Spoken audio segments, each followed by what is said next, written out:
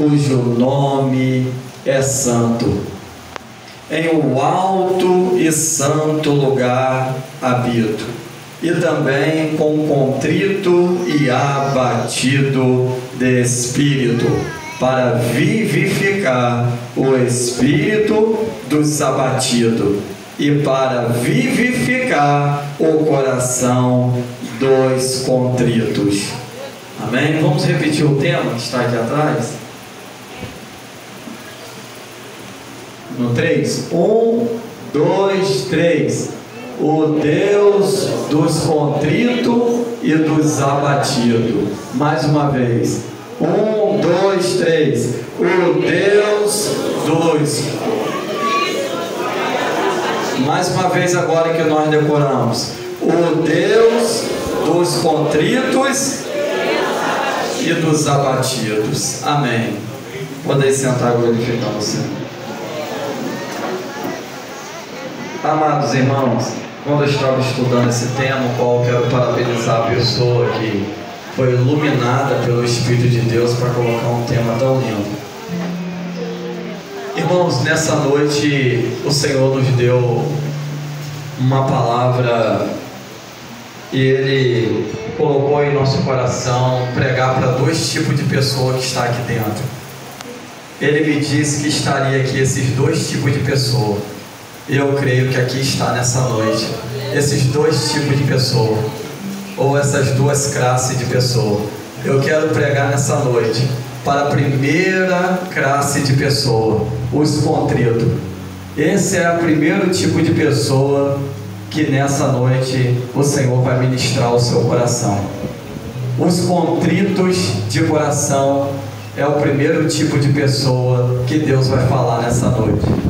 E em segundo lugar, eu quero também ministrar aos abatidos de espírito.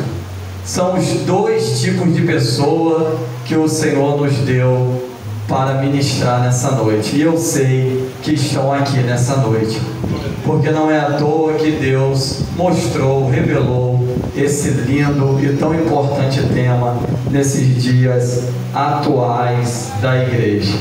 Por isso, amados irmãos, eu quero desde já falar para os irmãos que esse profeta Isaías, conhecido como profeta messiânico, é um profeta conhecido como um profeta maior por causa do número de capítulo e também por causa da extensão de versículo. Profetizou 300 anos antes de Cristo, do nascimento do nosso Senhor. É o profeta messiânico porque foi ele que mais falou sobre o evento da vinda, do nascimento do nosso mestre dos mestres, Senhor Jesus Cristo. Foi ele que falou sobre a vinda do Messias, e assim se cumpriu há 2000 anos atrás, aqui aproximadamente, nessa terra. O Messias veio, a profecia se cumpriu de Isaías 53, o retrato falado de Jesus, e outros versículos demais. Irmãos, o livro de Isaías tem quanto capítulo mesmo, irmão? 66. Curiosamente, o livro do profeta Isaías tem 66 capítulos. Por quê? Porque, repete comigo nessa noite, o livro, eu não estou ouvindo, o livro do profeta Isaías é uma mini Bíblia da Bíblia. Por quê? Porque assim como Isaías tem 66 capítulos, as Sagradas Escrituras têm 66 livros. Então, sendo assim, os irmãos já entendendo, cada capítulo de Isaías equivale um livro da Sagrada Escritura. Ou seja, quando você lê o capítulo 1 de Isaías, está falando de Gênesis. Quando você lê o capítulo 2 de Isaías, está falando de Êxodo. Quando você lê o capítulo capítulo 3 de Isaías, está falando de números. Quando você lê o capítulo 4 de Isaías, está falando de Levítico. Quando você lê o capítulo 5 de Isaías, está falando de Deuteronômio. Assim, nós fechamos o Pentateuco, que são os 5 primeiros livros das Sagradas Escrituras do Antigo Testamento, conhecido como o Torá, os livros da lei. E assim sucessivamente. Quando você lê o capítulo 6, você está lendo Josué. E quando você lê o capítulo 7 de Isaías, está se referindo a Juízes. Assim sucessivamente, irmãos. E você pode observar que o capítulo 66 de Isaías termina com uma promessa. E o Apocalipse, o livro da Revelação, termina com o quê? Com uma promessa também. Observa-se bem, quando você vai ler o capítulo 66 de Isaías, está falando sobre uma promessa. E quando você lê o último capítulo de Apocalipse, e o livro de Apocalipse, está falando além do Rio Azul. Como foi cantado aqui, está falando de uma promessa também, de uma nova cidade, a Nova Jerusalém. O capítulo termina com essa promessa de Isaías. E interessante, curiosamente, Apocalipse também termina assim, com promessa. Isso para os irmãos entender que o profeta Isaías, segundo os estudiosos, diz que ele era primo do rei Uzias. Por quê? Alguns estudiosos dizem isso. Porque Isaías era o único que tinha acesso no palácio livre. Era o único que entrava e saía toda hora, quando a hora que ele quisesse. Ele entrava no palácio e saía. E ele falava verdades que, em outrora, outros profetas antes dele e depois dele, não podia, pastor Genilson, não tinha esse livre acesso no palácio.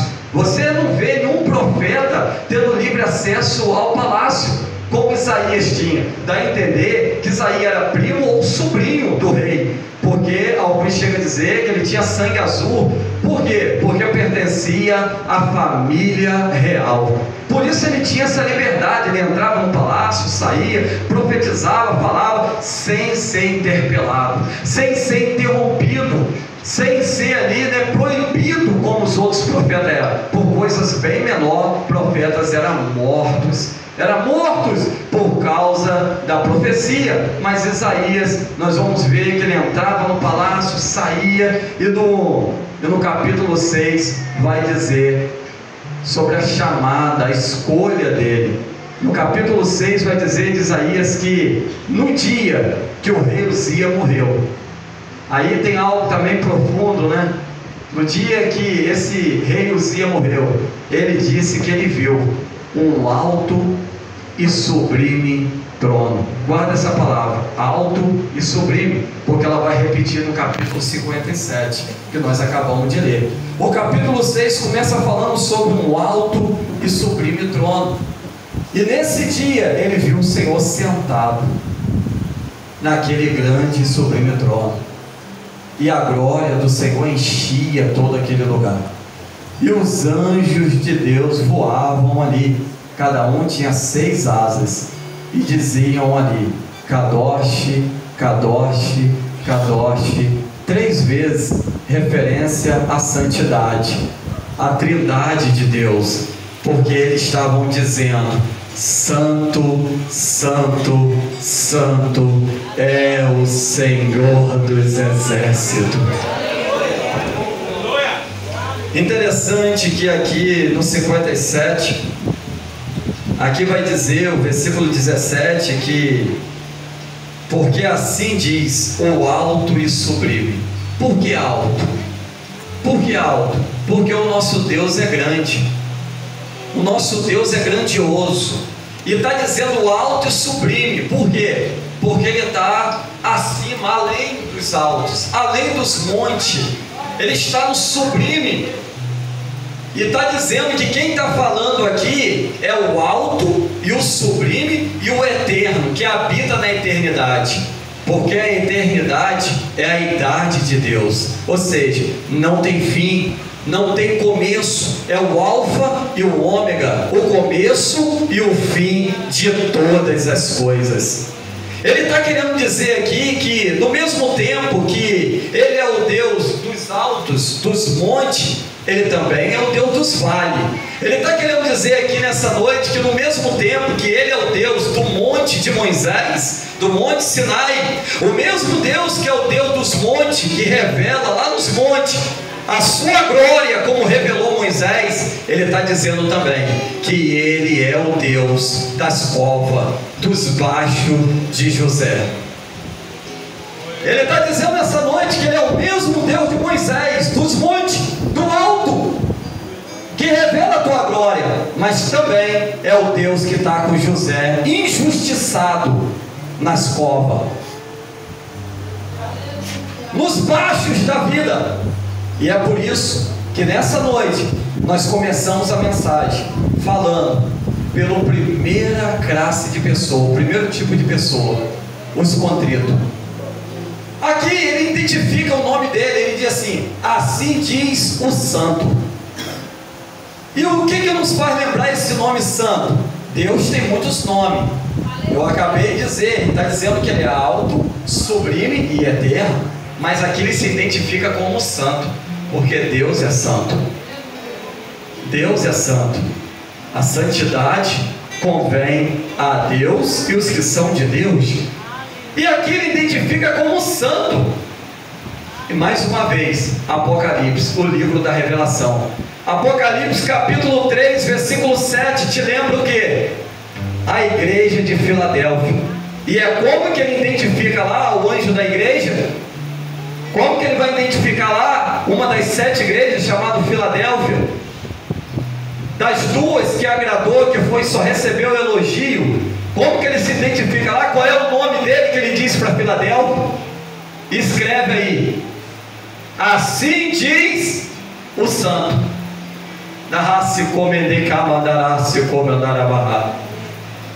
Ele se identifica também a Filadélfia como santo. Apocalipse capítulo 3, versículo 7, ele vai dizer: assim diz o santo. Interessante que o mesmo Deus que falou com Isaías é o mesmo Deus também que falou com a igreja de Filadélfia, e é o mesmo Deus que está aqui falando hoje comigo e com você. Eu queria falar nessa noite para o primeiro tipo de pessoa, os contritos. Repete comigo. A palavra contrito significa pessoas humildes, arrependidos. E é para essas pessoas que o Senhor me mandou nessa noite aqui falar. Para as pessoas humildes, simples, arrependido. Isso significa contrito. E o ato de ser contrito é um ato de pedir perdão a Deus e de não pecar o mesmo erro de outrora. Contrição. O que significa essa palavra? Contrição, que vem da palavra contrito. Refere-se em relação a uma pessoa que ela hoje está arrependida verdadeiramente, amargamente dos seus pecados, e hoje ela tem a contrição da parte do Espírito Santo. Meu amado amigo Salvador, ela recebeu do Espírito Santo a contrição que vem de contrito, aquebrantado. Hoje ela é uma pessoa contrita a Deus.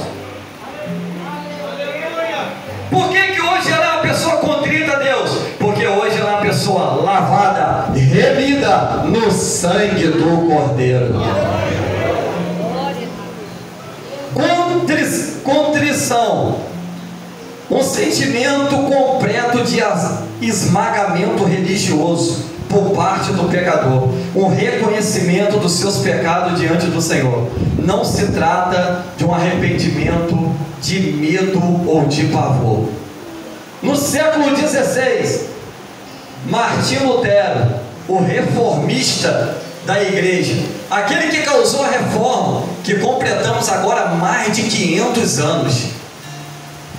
Ele foi um dos pregadores que criou essas duas teses que vêm de um relacionamento através do arrependimento. Através do arrependimento ele entendeu que nasce a palavra contrito. Contrito está ligado ao arrependimento. Uma vez que a pessoa está arrependida da vida velha, ela agora se torna uma pessoa redimida, lavada, uma pessoa com novidade de vida, uma pessoa agora que ela tem tristeza, ela não tem mais prazer no seu pecado. E se ela erra, ela não erra um erro mais velho, ela erra um erro novo.